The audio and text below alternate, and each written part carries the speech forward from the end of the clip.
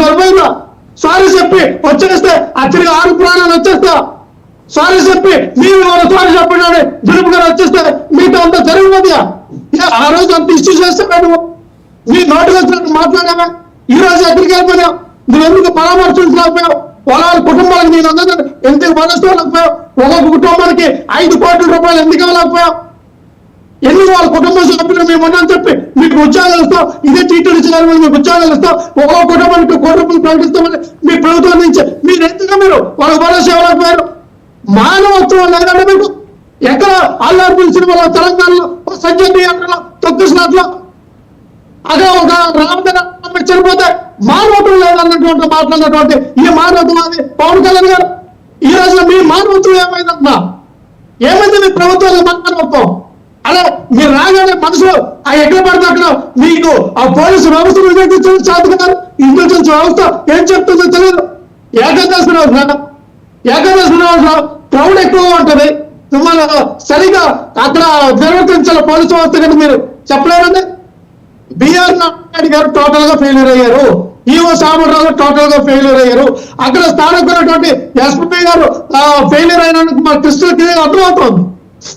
మీరు చూడండి టీవీ5లో బిఆర్ నాయుడు గారు పవన్ కళ్యాణ్ గారితో పొత్తు పెట్టుకున్నప్పటి నుంచి ఈ రాష్ట్రానికి దరిద్రం పట్టిందని తమ్ముడేసి పవన్ కళ్యాణ్ గారి వల్ల ఈ దరిద్రం, పవన్ కళ్యాణ్ గారి వల్ల ఏముంటుందని టీవీ5లో ఎన్ని తమ్ముడేసి పెట్టి ఎన్ని మ్యాటర్లు పెట్టి నిన్నల్లా పవన్ కళ్యాణ్ గారిని ఎక్కడమే వాళ్ళకి ప్రధానమైందంటే పవన్ కళ్యాణ్ గారు పవన్ కళ్యాణ్ నువ్వు చెప్తే మీ సారీ చెప్పాలా?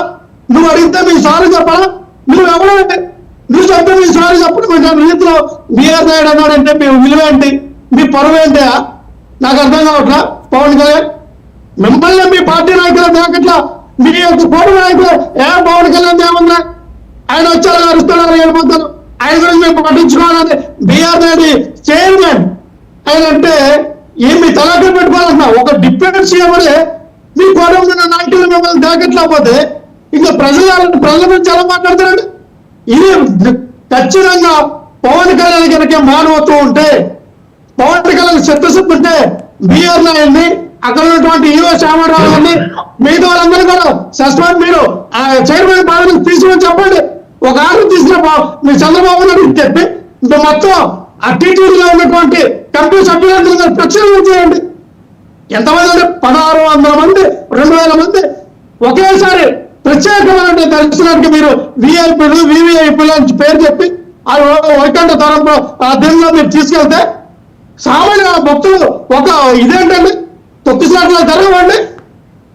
మీకు నచ్చినట్టుగా మీరు బ్లాక్ లో అమ్ముకోవడం, నచ్చినట్టుగా ఎవరు పడితే వాళ్ళు తీసుకురావడం, ఆ పక్క రాష్ట్రాల నుంచి కూడా తీసుకొచ్చి వాళ్ళకి ప్రత్యేకమైన ప్రోటోకాల్ వచ్చి మీరు తీసుకెళ్తే సామాన్యమైన భక్తులు ఏమవుతారు సార్?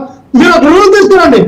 ఏకాదశి రోజున కేవలం ప్రజలకి సామాన్యమైన ప్రజలకు తప్ప విఐపీలకి మేము ఇంకా ఎలా వచ్చామని చెప్పి ఒక రూల్ తీసుకొచ్చి ఆర్డర్ పాస్ అయ్యండి.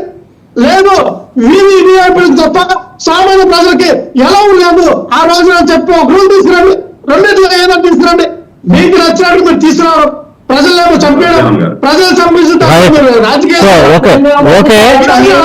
సురేంద్ర నాయుడు గారు మాట్లాడతారు ఇప్పుడు. ఓకే, మీరు చాలా ప్రశ్నలు సుజాత గారు నేను మీ దగ్గరకు వస్తా సురేంద్ర నాయుడు గారు మాట్లాడతారు. చంద్రబాబు నాయుడు గారు అంటారే, చంద్రబాబు నాయుడు గారు అంటారే ఆల్ టైమ్ రికార్డు మామూలు రికార్డు కాదండి. 36 మంది గోదావరి పుస్తకంలో తెలిపారు, కందుకూరులో 8 మంది, రాజమండ్రిలో 2, మన గుంటూరులో 2, ఈ రోజు తిరుపతిలో 6. This is all time record. Annamayya project ఒక్కొక్క విషయం అండి. అన్నమయ్య ప్రాజెక్టులు గేట్లు కొట్టుకుపోయి ఎంతమంది చనిపోయారండి? ఒక నిమిషం లక్ష్మణ్ గారు మీరు ఆగండి మళ్ళీ మీ దగ్గరకు వస్తా. లక్ష్మణరావు గారు మీరు ఆగండి, మళ్ళీ మీ దగ్గరకు వస్తా. లక్ష్మణరావు గారు ఒక్క నిమిషం ఆగండి. మీరు మాట్లాడితే చాలా మాట్లాడాలి. బోట్ యాక్సిడెంట్ మాట్లాడాలి, అన్నమయ్య గేట్లు కొట్టుకుపోయినప్పుడు ఎంతమంది చనిపోయారో మాట్లాడాలి. మళ్ళీ వద్దురు కానీ మీరు సురేంద్ర నాయుడు గారు మాట్లాడతారు.